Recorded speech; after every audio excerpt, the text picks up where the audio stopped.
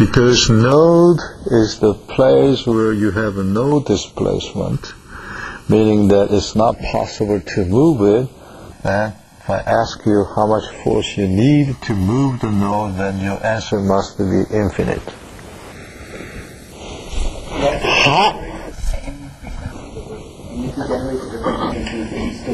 Right, exactly.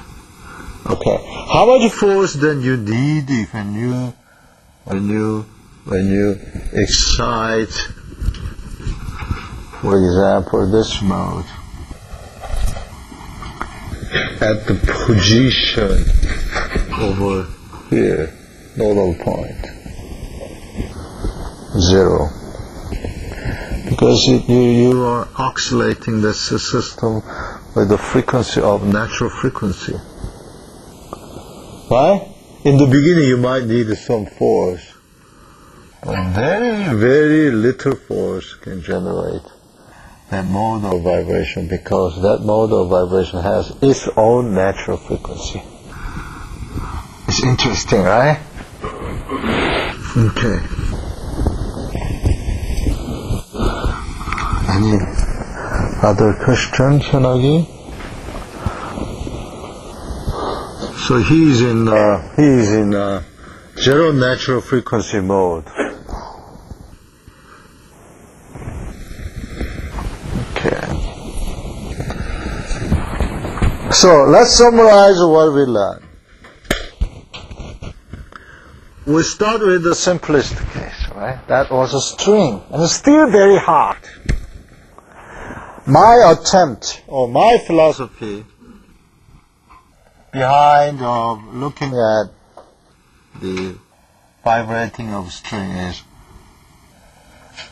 there must be some relation between the vibrating of a string and the single degree of freedom system that I always love to have, because that is simple.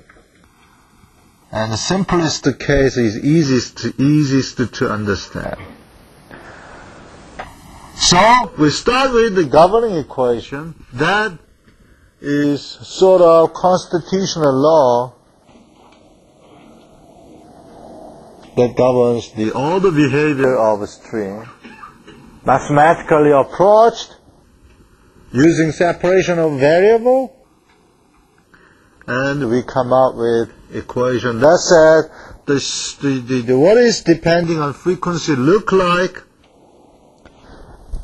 If we have a boundary condition like this, then it looks like sine n pi over Lx.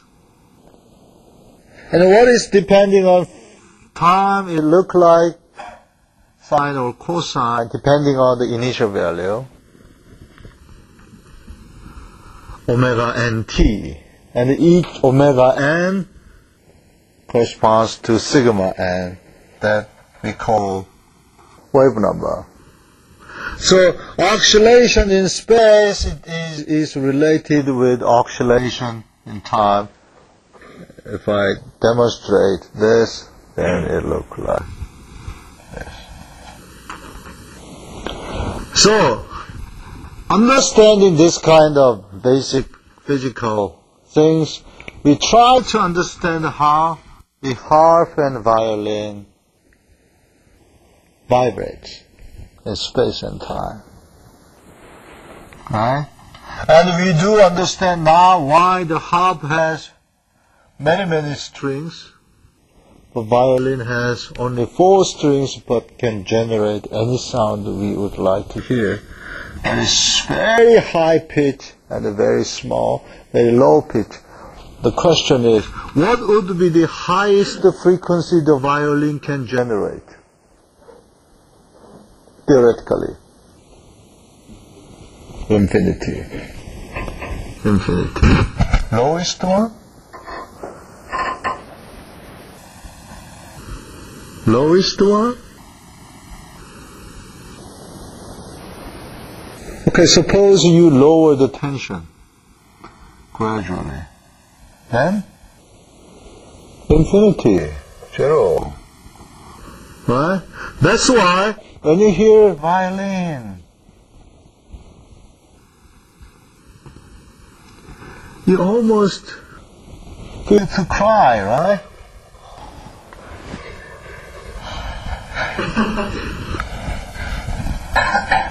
Huh?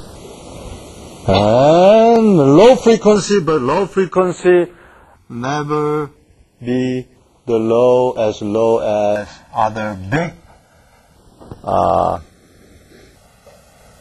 string instrument can generate. Reason is, of course, theoretically you can lower down the tension very small, but it's very hard to make a sound.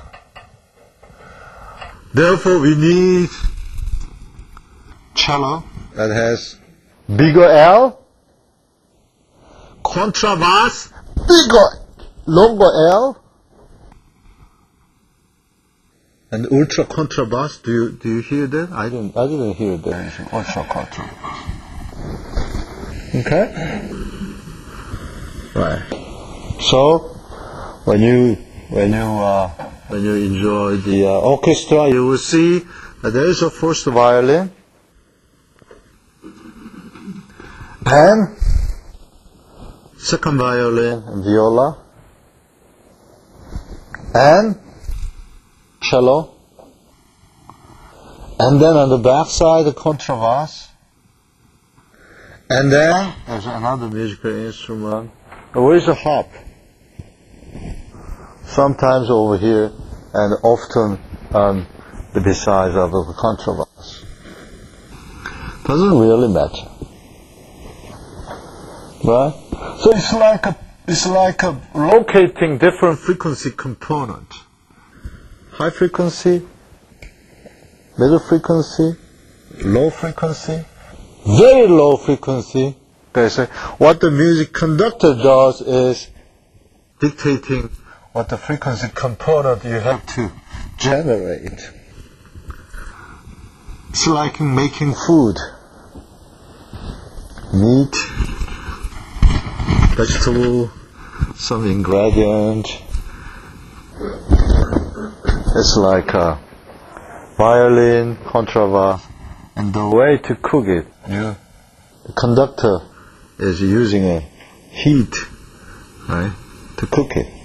And then we are supposed to enjoy that meat. The frequency meat and the frequency food, that is music. And understanding musical instruments is totally has to do with this relation. This relation connects the frequency in time and the spatial oscillation. Less. Okay? So, let's summarize what we studied about the string. Next time, I will explain again the vibration of a string, because you feel like you do understand the vibration of a string now. But when you look at the text again, and when you try to solve the homework, and you feel that, oh, what the hell, I cannot understand it. Right?